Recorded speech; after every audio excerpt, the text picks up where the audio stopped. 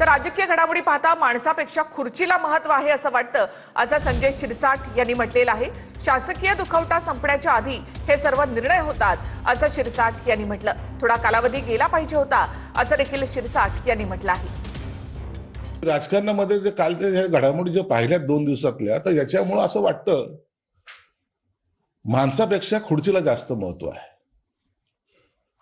राजकारणामध्ये खुर्ची जिंकलेली, सार्वजनिक जीवनामध्ये खुर्ची जिंकली, माणूस हरला हे एकंदरीत चित्र पाहायला मिळतं. म्हणून ह्या सर्वसामान्य माणसाला ह्या गोष्टी भावत नाहीत.